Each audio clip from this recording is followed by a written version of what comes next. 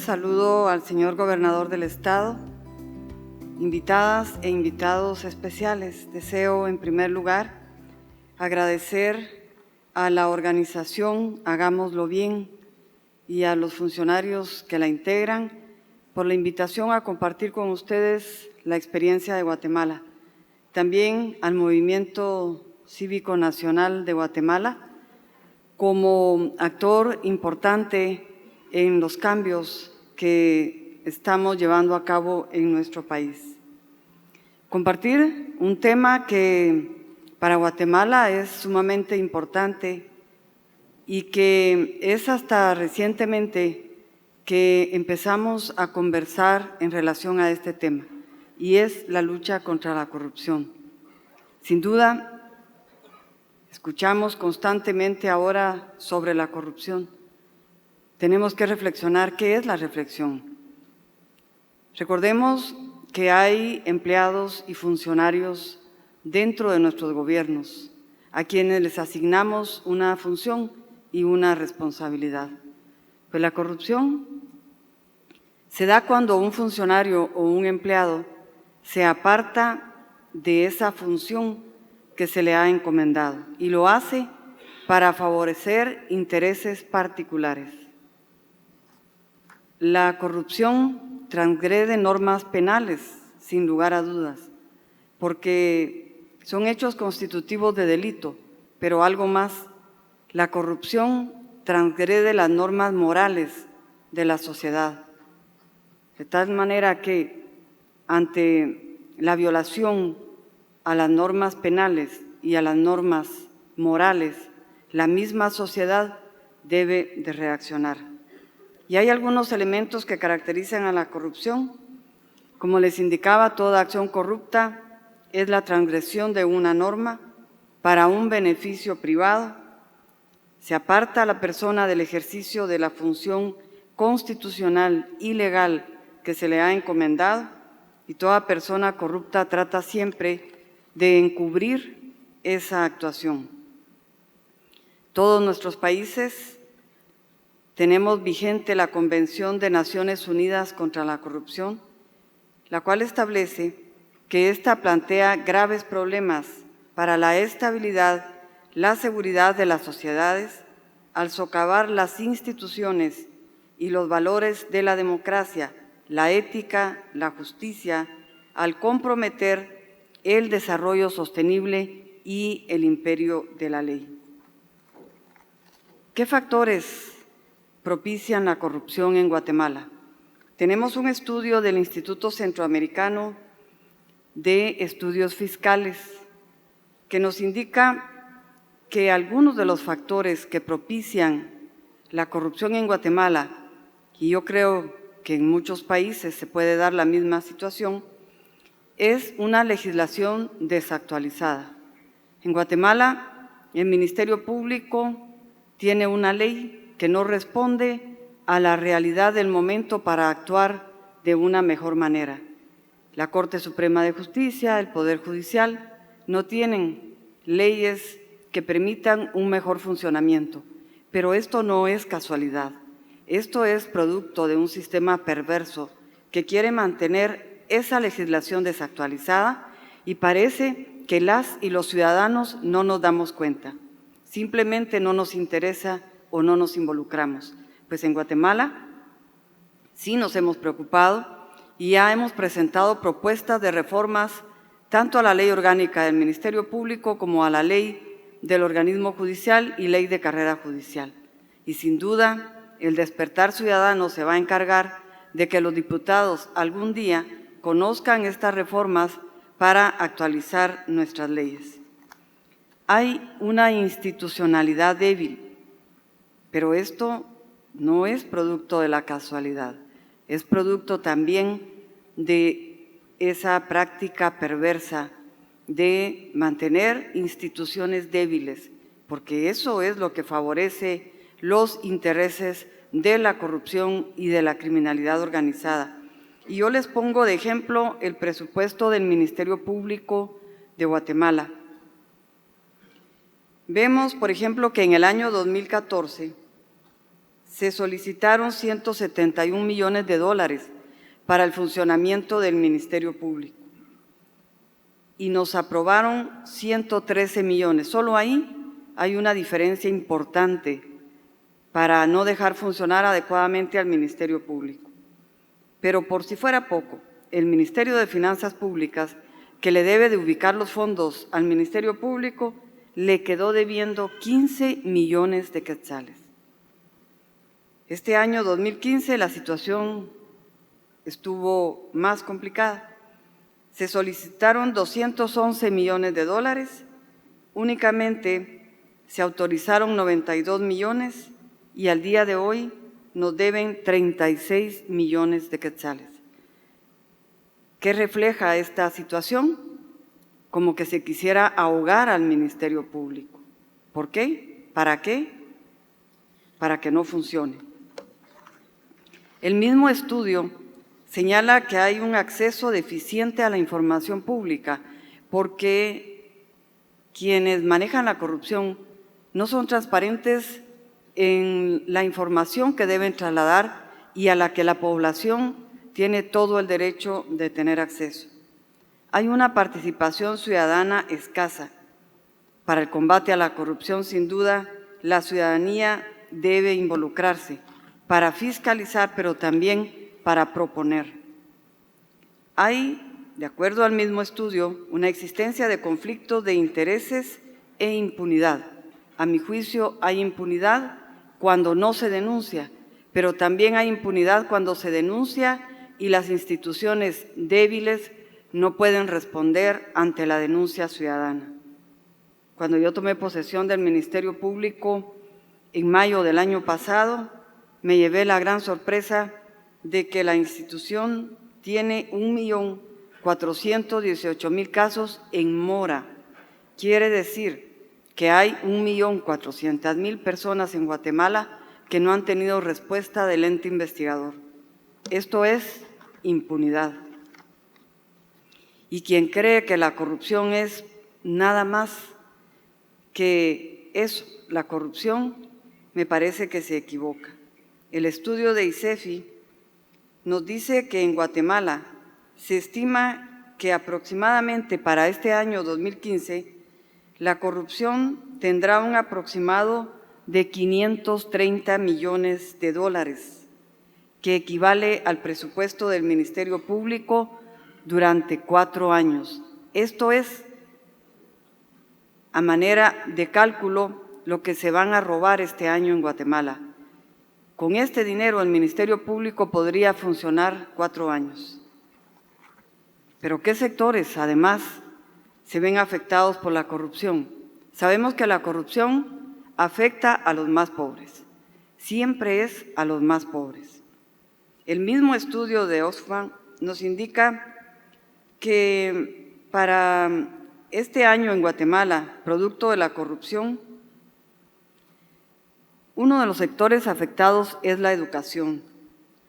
22,000 estudiantes de nivel diversificado quedarán sin atención. 1 millón de estudiantes a nivel primario sin cuadernos para el año escolar. En el sector salud, 50,000 mujeres sin atención prenatal. 300,000 mujeres sin atención de parto por personal calificado.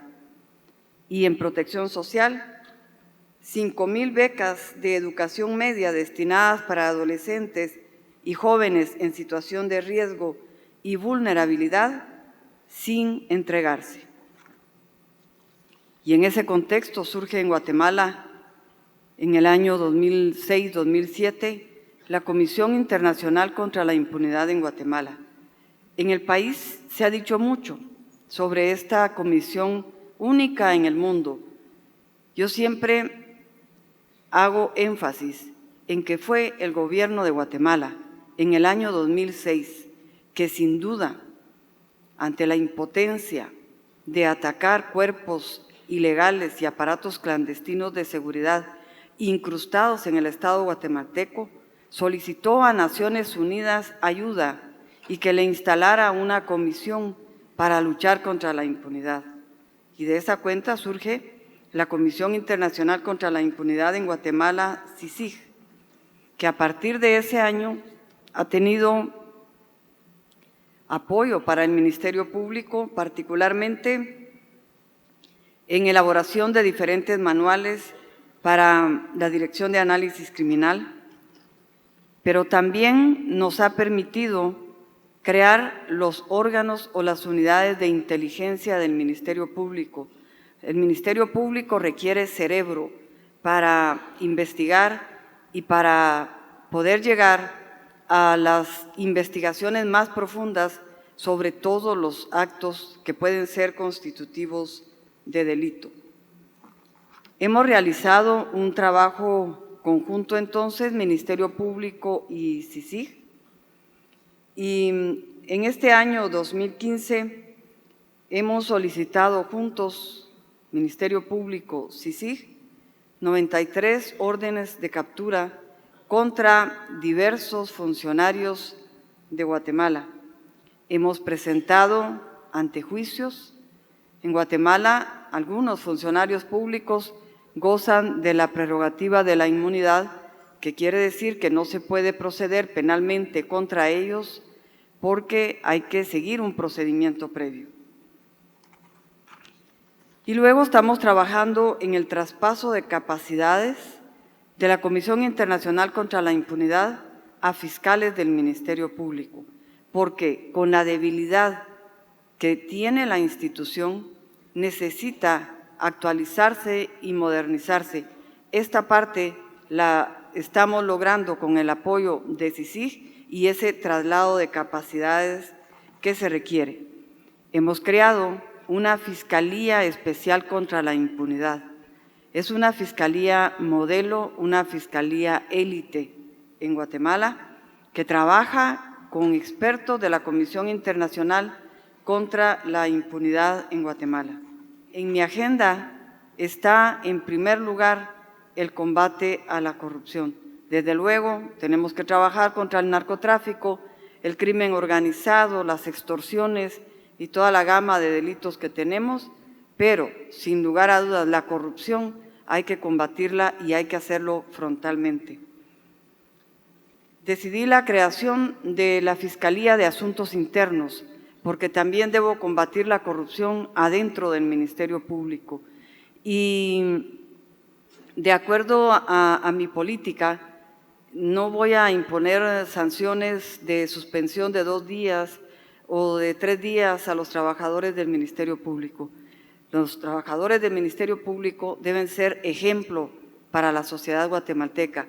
Y si yo los descubro en actos de corrupción, no los suspendo 2 días, sino le pido al juez competente, al órgano jurisdiccional, la orden de captura para procesarlos como corresponde. Y hemos tenido el apoyo y el acompañamiento de USAID para adquirir hasta mobiliario y equipo y para capacitación para el Ministerio Público. Entonces, este proceso de fortalecimiento en la lucha contra la corrupción lleva varias fases y en esta estamos ahora en el monitoreo y en la evaluación. Todos los procesos requieren un seguimiento y una mejora continua. Las unidades de inteligencia del Ministerio Público son la Dirección de Investigación Criminal, una dirección especializada para investigar todos los delitos. La Unidad de Métodos Especiales. La Unidad de Métodos Especiales es la encargada de las escuchas telefónicas y es justamente esta unidad, a través de las escuchas telefónicas, que nos ha permitido descubrir los grandes casos que ahora vemos en Guatemala. Para poder tener una escucha telefónica, el Ministerio Público le solicita al juez la autorización, el juez revisa que todo esté dentro de la legalidad y nos autoriza a la escucha telefónica. Y entonces, este método especial de investigación nos ha permitido construir casos particularmente contra la corrupción. Y contamos con la Dirección de Análisis Criminal, que también es otra unidad cerebro porque la criminalidad organizada no tiene límites. Y voy a compartir con ustedes 3 casos, por razón del tiempo. Tenemos muchísimos casos que nos pueden dar una muestra de la magnitud de la corrupción de algunos funcionarios y de personas particulares. Creo que la mayoría conoce el caso La Línea, que lo llevamos ante los órganos jurisdiccionales en el mes de abril de este año. La Línea es una red, era una red de corrupción y la asociamos con una crisis política. El trabajo conjunto del Ministerio Público y la Comisión Internacional contra la Impunidad nos permitió ir construyendo este caso. En él encontramos una estructura alta, una estructura media y una estructura baja. Una estructura alta dentro de la Superintendencia de Administración Tributaria, integrada por ¿quiénes? Por funcionarios del más alto nivel y vistas trabajadores de aduanas, y una estructura externa, alta, media y baja, poderosa, una estructura criminal poderosa en Guatemala que era capaz de decidir quién iba a dirigir la Superintendencia de Administración Tributaria. En este caso tenemos 88.920 escuchas telefónicas, 5.906 correos, 175.000 documentos. ¿Cómo los obtuvimos? Realizamos una investigación de 10 meses aproximadamente, sin fuga de información. Y en el mes de abril presentamos el caso y allanamos la casa de todos los integrantes de la estructura criminal, allanamos las oficinas y logramos la incautación de todo el material que nos sirvió para continuar con la investigación. A partir de abril que llevamos este caso ante los órganos jurisdiccionales, hubo un despertar de la ciudadanía guatemalteca. Parecía que Guatemala estaba dormida, pero este caso despertó a todos los guatemaltecos. Y es que nuestra cultura de tolerancia hacia la corrupción había llegado a límites donde se veía normal, se veía natural la corrupción. Porque decíamos, por ejemplo, que el alcalde tal, sí vamos a votar por él para la elección, y que robe, pero que robe poquito, que no robe mucho. Y luego pasamos a otra etapa. Se decía, miren, que el alcalde o el diputado o el funcionario tal está robando. Sí, está robando, pero está haciendo obra. Entonces, si está haciendo obra, que robe lo que quiera. Esa era la cultura guatemalteca. Que robe poquito, que robe, pero que haga obra, no nos importa. Pero a partir del mes de abril, esa cultura cambió en Guatemala y fue este caso el que ayudó a ese despertar. Ahora en Guatemala ya no decimos que robe poquito o que robe, pero que haga obra. Ahora decimos cero tolerancia a la corrupción. Y entonces empezaron estas manifestaciones de manera pacífica, convocadas especialmente por la juventud guatemalteca.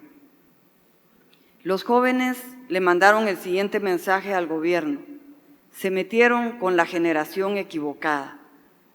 Y es obvio, los de mi generación sufrimos conflicto armado interno, sufrimos represión y no podíamos manifestar. La juventud de Guatemala en este momento no ha sufrido represión, no conoció el conflicto armado interno, quiere una vida digna, quiere mejores condiciones, quiere igualdad. Por eso el mensaje fue ese: se metieron con la generación equivocada. Y esta manifestación es quizá la más importante y la emblemática. Miles y miles de personas acudieron a la plaza para manifestarse en contra de doña Roxana Baldetti, de don Otto Pérez Molina y de cuanto funcionario estaba siendo acusado de corrupción. Presentamos el antejuicio contra el entonces presidente de la República y él salió públicamente y dijo que no aceptaba los hechos que el Ministerio Público le estaba imputando y que no iba a renunciar porque él era inocente. No obstante, yo sabía, producto de las investigaciones, que el presidente Otto Pérez Molina era el líder de la estructura criminal La Línea. Planteado el antejuicio, el Congreso de la República tenía que resolverlo. Llegó el día en que necesariamente tenía que declararse con lugar o sin lugar el antejuicio.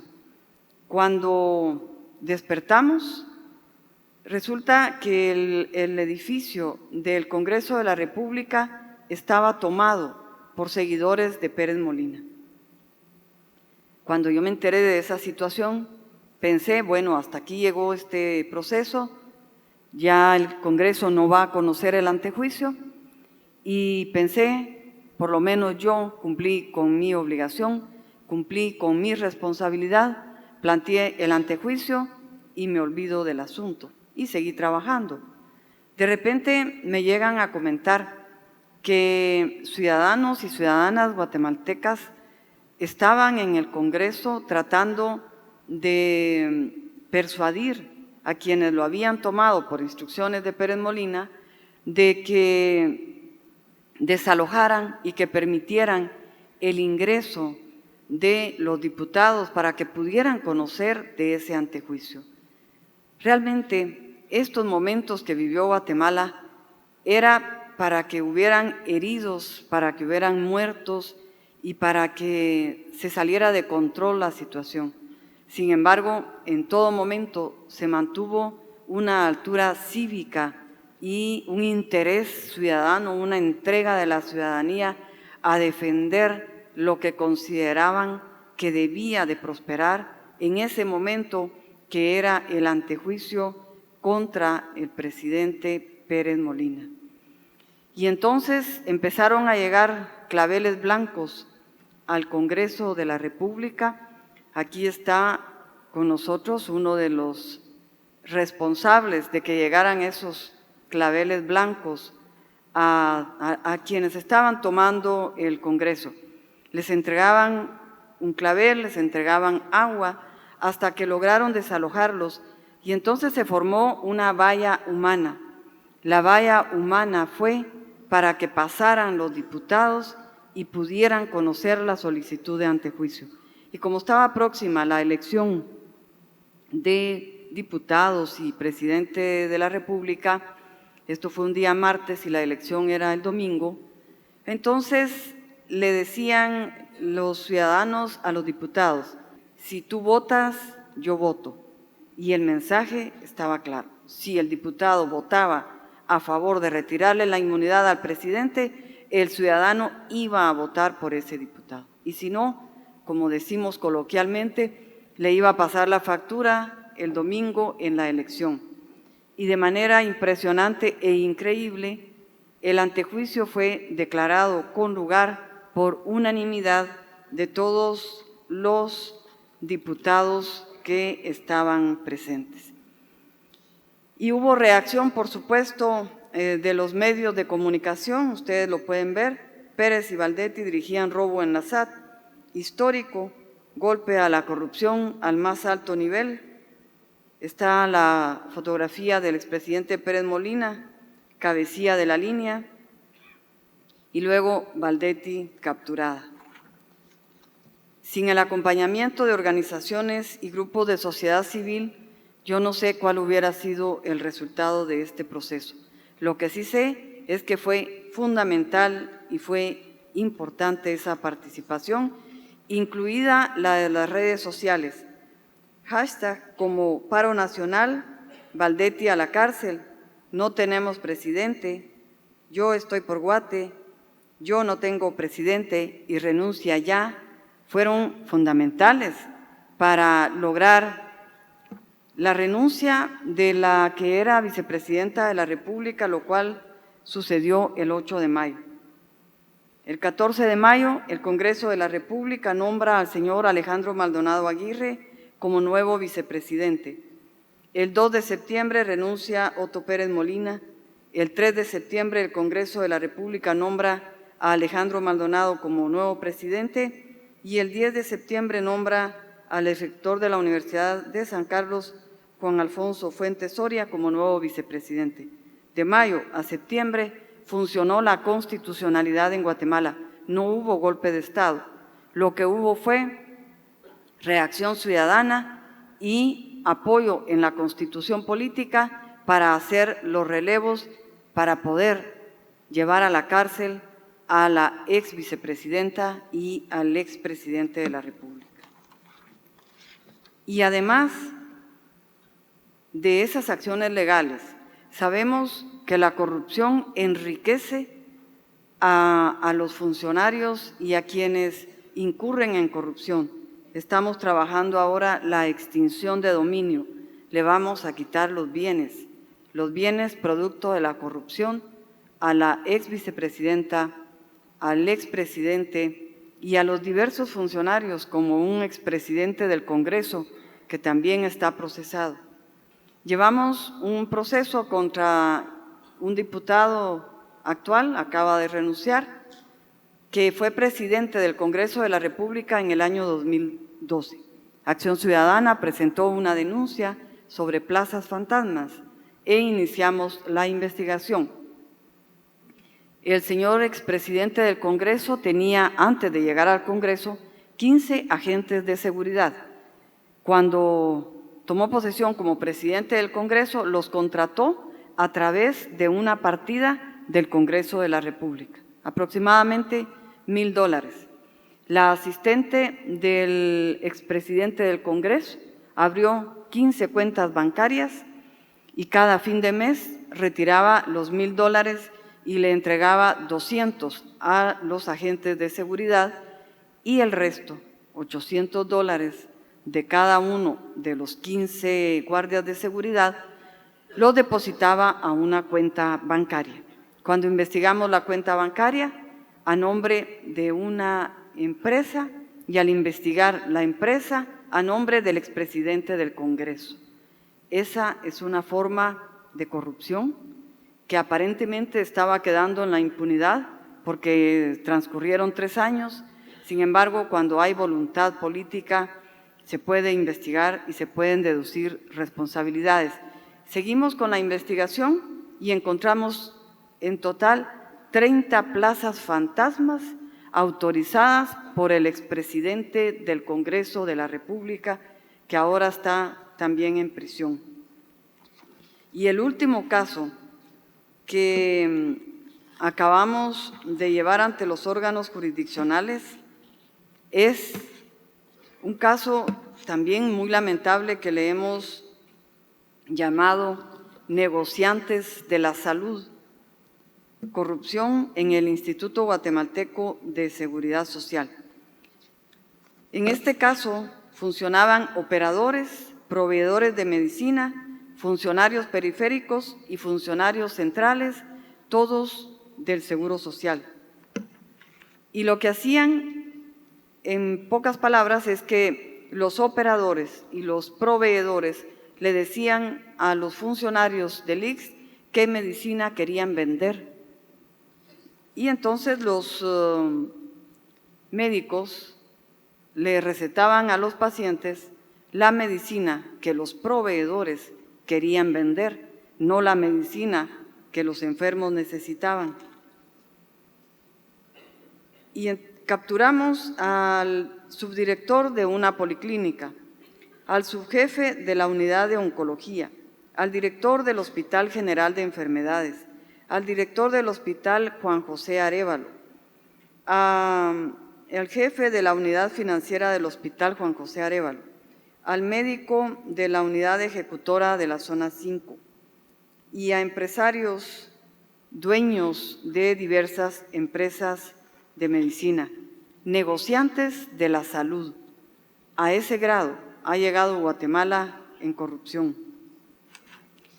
Y a manera de reflexión, cuando vamos a investigar un caso de corrupción, pensamos, es que la ley no me lo permite, es que la ley no es la adecuada para investigar casos de corrupción, o es que el señor tiene tanta influencia que no lo podemos investigar, o mi vida corre peligro, o cualquier pretexto para no hacer una investigación profunda y llevar, después del debido proceso, una investigación transparente y objetiva, respetando la presunción de inocencia y el derecho de defensa a cualquier corrupto que haya hecho uso de la investidura que deviene de la ley al tener el privilegio de optar a un cargo público y que incurre en corrupción.